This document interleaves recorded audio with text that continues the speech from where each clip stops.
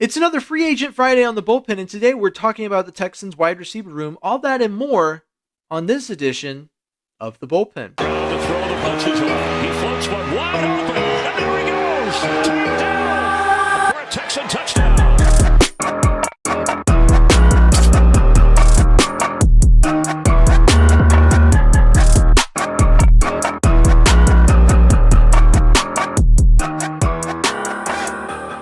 Well, hello and welcome to the Bullpen. I am James Roy, and as always, I have with me here Tom Chavarria. Tom, what's up? Well, not much. It's Free Agent Friday. I'm down to talk free agents. Let's do it. It's the off season, but we're not off in season, so here we are talking about the Texans. Fresh, or I shouldn't say fresh off of the Pro Bowl. And getting ready for the Super Bowl, but that doesn't mean we can't talk about what the Texans are doing to get to their first Super Bowl.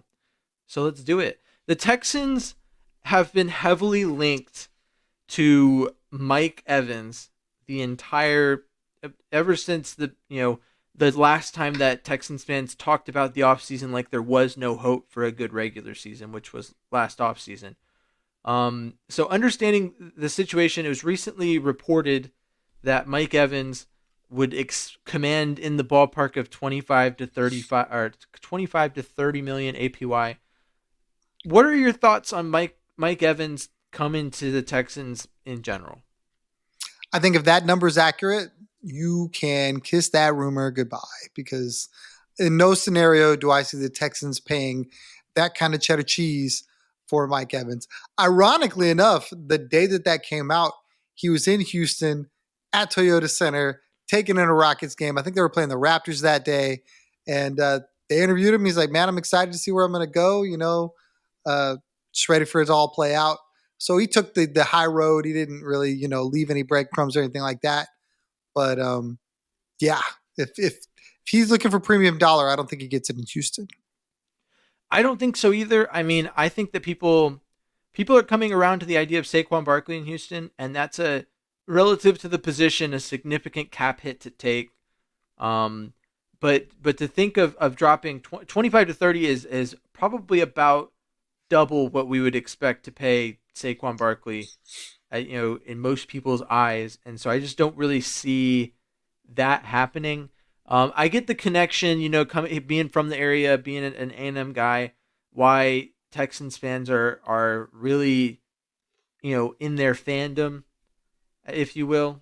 I don't know. For me personally, as a Texans fan, I'm not like, I need Mike Evans on the team now because he went to A&M, or because he's from Houston. I just like what he does on the field. But I think that at his age, he's been a pillar of consistency, and a player that comes to mind when I think of what Mike Evans has been able to do in terms of consistent 1,000-yard seasons and just being that guy. I think of Andre Johnson. And so I wouldn't mind having another Andre Johnson-esque player on the team. I'd just rather them be significantly younger, especially if they're going to cost $25 to $30 million a year.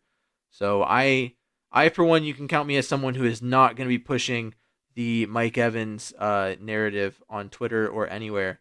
It's a nice to have. That would be nice at the right price, and that's where I'm at. So looking at the list of free agent wide receivers, I'm going to read to you some of the more significant names that have come available.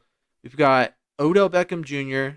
Mike Evans is at the top of this list, but Odell Beckham Jr., Curtis Samuel out of Washington, Tyler Boyd out of Cincinnati, Cedric Wilson. Sure, he's kind of past it. I don't know if we're really thinking about Cedric Wilson.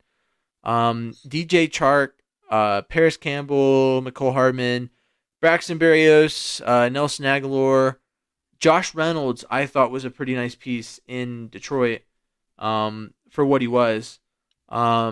Marquise Brown. Now, what do you think of Marquise Brown to the Texans? Because that's been brought up by at least one Texans fan. I think he's Tank Dell. I don't know that I want two of them. I think that for the opposite side of Nico Collins, you probably want a guy with a little bit of size. I think he's a little undersized, and I don't know. Like for me, if you're gonna go out and get an offensive piece as a wide receiver, I think he's got to be better than what you have. And that's got to be the first question that you ask yourself. Like, I'm going to go out and spend that money on that. If not, you might as well draft a guy and develop him. So to you, I will ask, is Marquise Brown better than what the Texans have? I mean, I think that at points in his career, it was expected that he would be. Like, if he met expectations for, relative to his talent and where he was drafted, I would say that you Texans should be jumping on it and getting out there to get him and bring him in the building. But based off how he's performed and how he's been, it's not been at points it's been not great, but for the most part it's just been kind of average. So like I said, that's a development thing, and you've already got two developmental wide receivers on the roster at this point in Mechie and Hutchinson. It's where I would classify them. So then you look at Noah Brown and Robert Woods, or Noah Brown, likely leaving. He's a free agent, and Robert Woods potentially leaving, could be cut. He could be a cut candidate based off of his salary. And then you're left with Tank Dell, Nico Collins, and who else? So when you look at that wide receiver room, I I'm not. At first, I was kind of like, we need an outside guy, and that's still ideally what I think the Texans should go for. But looking at the room and how it stands and who all's left, I'm not opposed to a good wide receiver or even like ideally an above average wide receiver at any archetype, especially seeing Tank Dell's versatility. But I'm Marquise Brown's not high on my list, and the next name on the list, Calvin Ridley, also not high on my list. I just don't think he showed enough in his time in Jacksonville, and I think that whole year off of football maybe did a lot for him. I don't know. How do you feel about Calvin Ridley? I like that name better than I do Marquise Brown. Yeah, I better than think Marquise he Brown. I think he fits that outside receiver position better. I think he had some big games while in Jacksonville. I think CJ Stroud would make him better. Obviously, everything is at the right number, right? I think superstars past it. So if you're going to get him and it's not going to be a break the bank type deal, but he would be more than a serviceable guy on the other side of Nico Collins, I think you could do it. Again, you just can't pay top dollar for him. No, yeah, and maybe it's my bias. I don't know. I kind of lumped him in with Trevor Lawrence because he was in Jacksonville, and you heard me talk about how Trevor Lawrence is overrated, and the amount of people that told me, well, Calvin Ridley's arrival in Jacksonville is going to really revolutionize Jacksonville's offense, and then to see Christian Kirk until he got injured be a better wide receiver, just kind of, especially after how much people made of him getting paid entirely too much to leave Arizona to go to Jacksonville.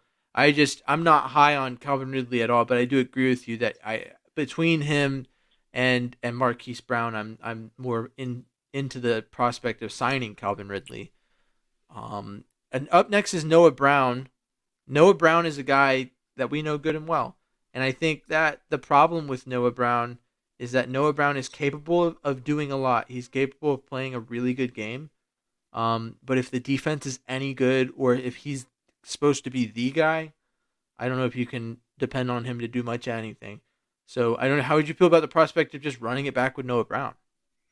If Noah Brown was going to be a very cheap option, I would absolutely welcome it. My concern with Noah Brown is his health. It's not his ability. It's not defenses. It's not anything. I think when we saw his production taper, it was directly tied to his health.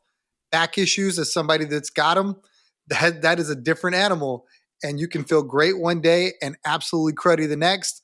So if he's got back issues that are lingering, I think, he's one pop away from being, which I mean, all players are, but the odds are more likely that, a shot to his back could sideline him for a long time.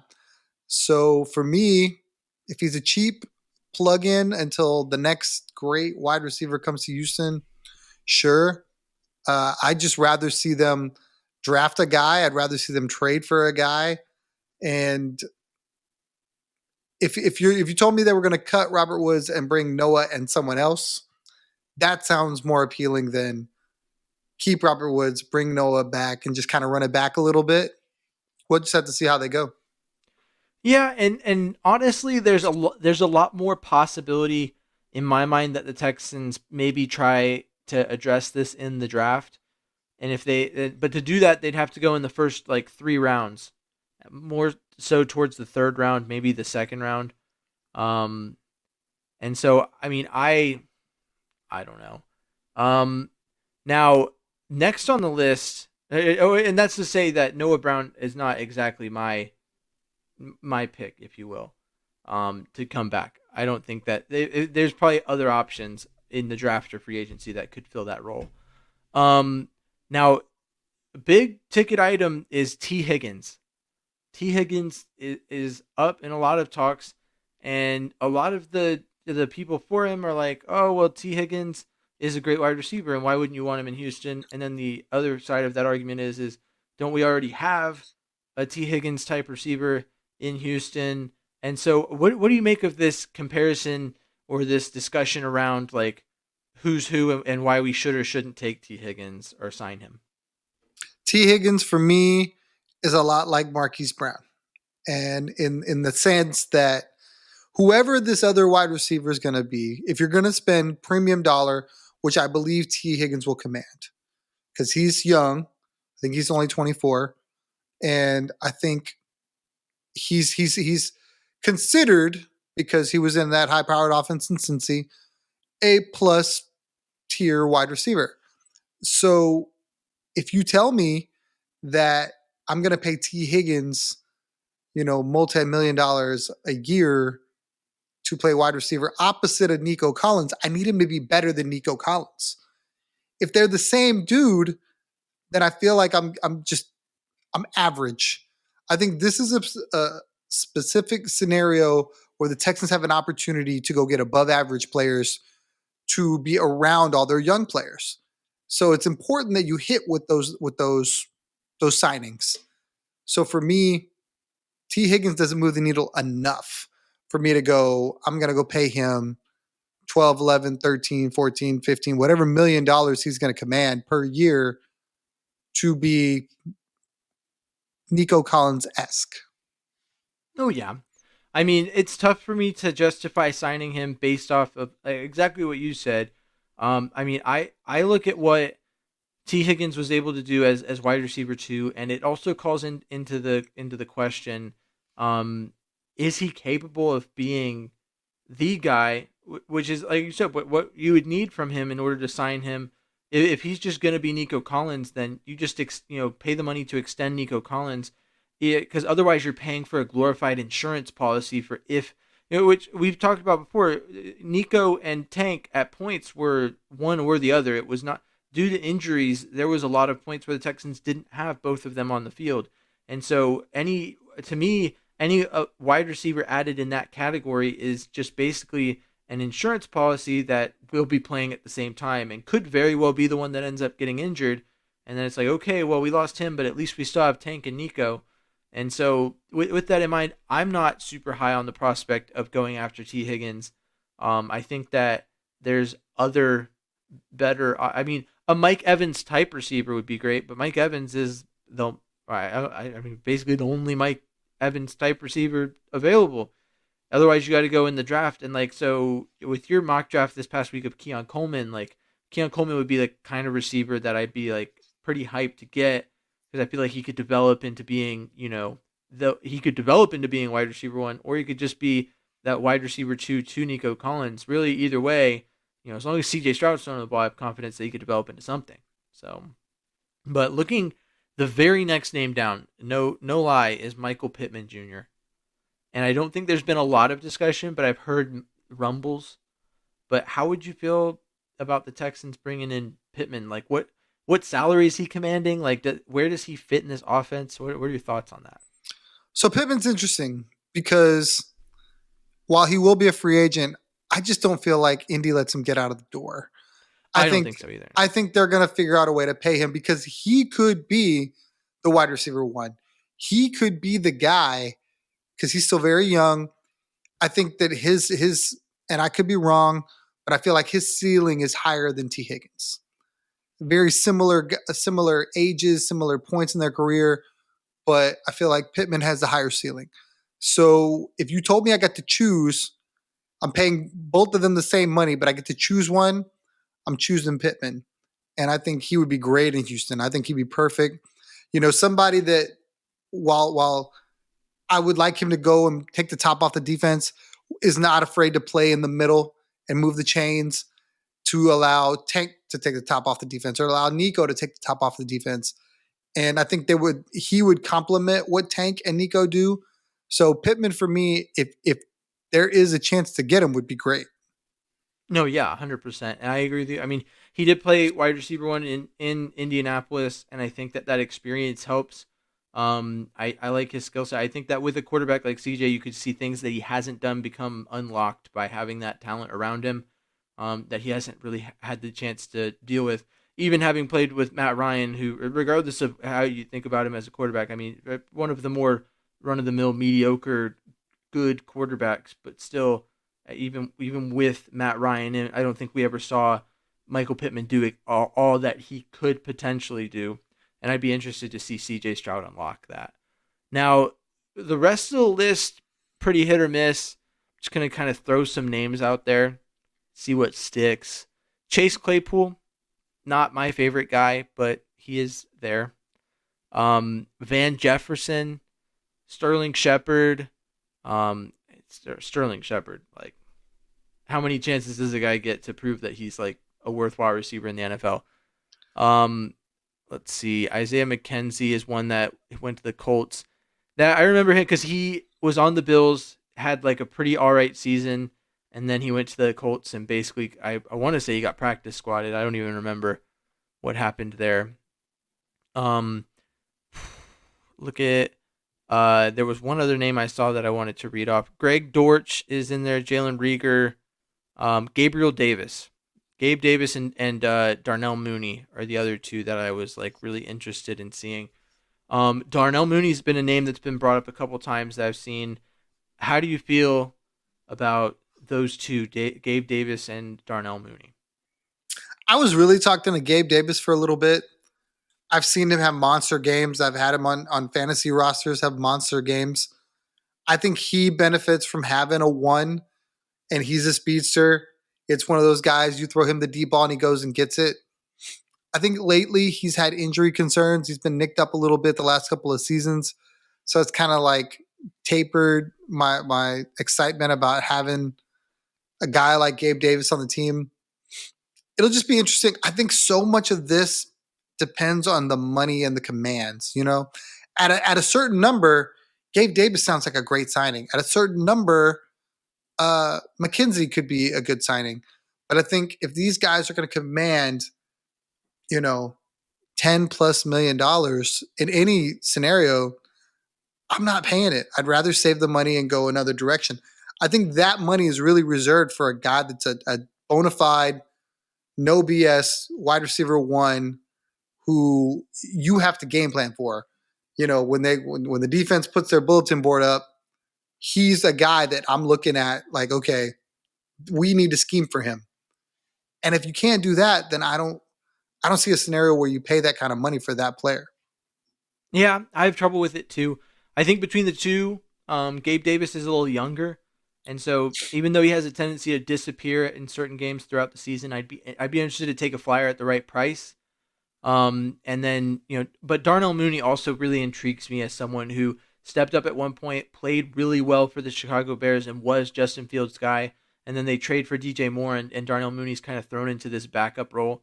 So I think either one of them, if signed, could be a really good move to kind of provide that wide receiver 2-3 type guy, really 3 with Tank Dell. And so, I mean, I'm intrigued by either one of them. Of all the receivers we talked about, I think that those two guys are more in the vein of what the Texans would be looking for if they look to address the issue of free agency. And that brings me to my last question for you, Tom.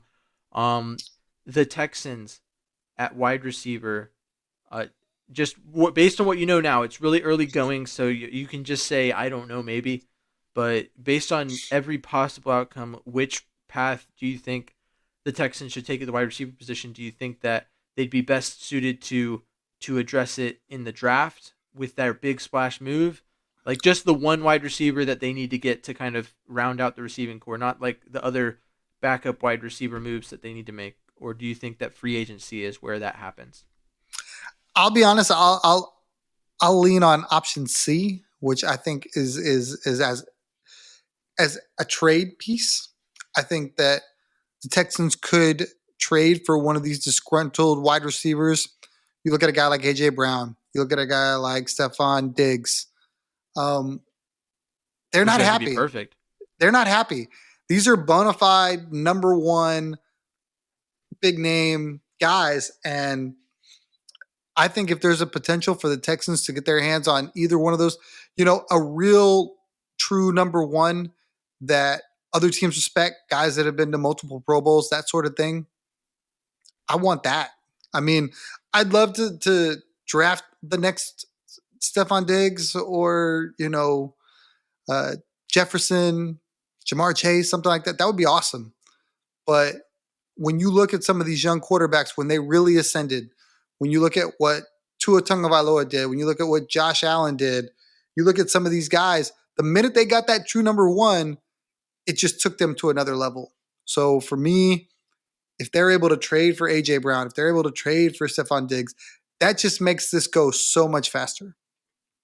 I agree with you. I like that move. My biggest concern with both of those moves is that a disgruntled guy coming into the locker room is a potential casualty to the locker room vibe, the culture that has been brought on, which is one of the big things at this point with what the Texans have done. One of the big things I can attribute to D'Amico Ryans is the culture change and the shift. So with that, as long as it's believed that D'Amico can bring one of those guys in and get them to buy into the culture, I'm fine with it. AJ Brown, Stephon Diggs would fit that Jamar Chase type wide receiver that I've been saying the Texans could add. Have Nico at wide receiver 2 and Tank Dell is a much better Tyler Boyd wide receiver 3 type. My thing is that I don't know how likely. What do we have to give up?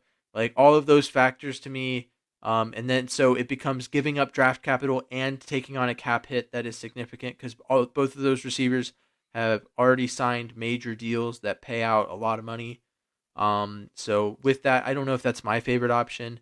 I like the free agency route. I think like we got towards the end of it, and a guy like Gabe Davis or a guy like Darnell Mooney, I think could be the perfect fit that is fringe wide receiver 3, wide receiver 2, like in a good counterpart to Tank Dell that is lets Nico Collins continue to be wide receiver 1, but gives CJ Stroud another throwing option that has shown they can be somewhat reliable at points and just needs fine tuning.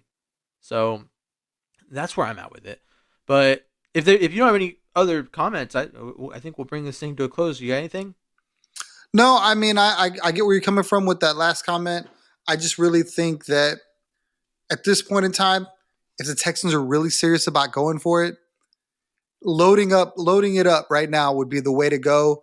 And while those guys could be very good and they could obviously complement Nico, I don't feel like that's loading it up. I mean, like I said, they're good pieces, but it's truly not really transforming that offense into the next tier. I mean, we saw Noah Brown have huge games.